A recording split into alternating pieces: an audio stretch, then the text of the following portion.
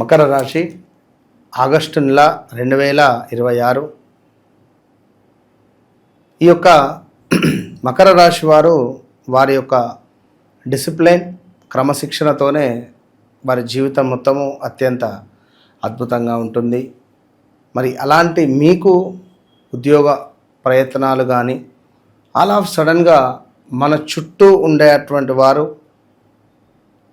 మనల్ని ముంచేసే పరిస్థితులు కానీ, ఉద్యోగంలో చాలా ఇబ్బందులు ఫేస్ చేయడం కానీ, వివాహానికి సంబంధించినటువంటి ప్రయత్నాలు ఎంత చేసినా ముందుకు అసలు వెళ్ళటమే లేదు.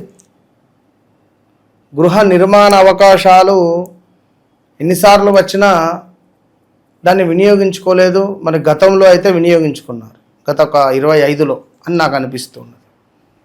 2018, 19, 20, 21, 22 ఈ పీరియడ్ మొత్తము చాలా బ్యాడ్ ఈవెంట్స్, చాలా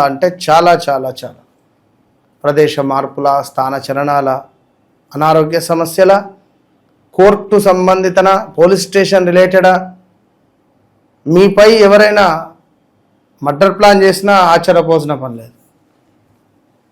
సో కోయిన్సిడెన్స్గా ఎవరో మిమ్మల్ని మోసం చేయడం కానీ, లాస్ అవ్వడం కానీ, మనీ రిలేటెడ్ ఇబ్బందులు ఫేస్ చేయడం కానీ, 4-5 ఇండ్లు తిరగడం కానీ, వాస్తు బాగాలేని ఇంటికి వెళ్ళడం కానీ,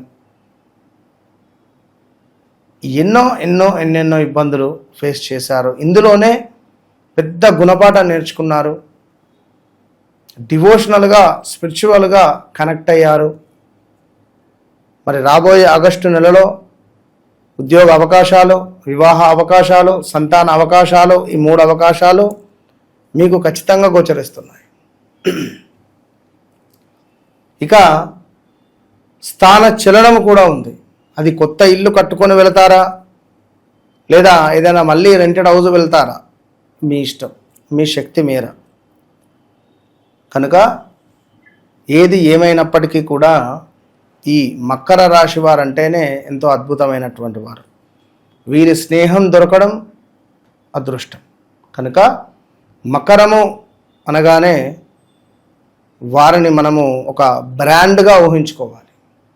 మకరం అంటే ఒక బ్రాండ్ ఊహించుకునేటువంటి పరిస్థితి. కనుక మీ వ్యక్తిగత జాతక చక్రము ఏ విధంగా ఉంది, ఎట్లా ఉండబోతోంది, నన్ను కలవక ముందు, నన్ను కలిసిన తర్వాత అనేది మీ జీవితంలో రాసి పెట్టుకోవచ్చు.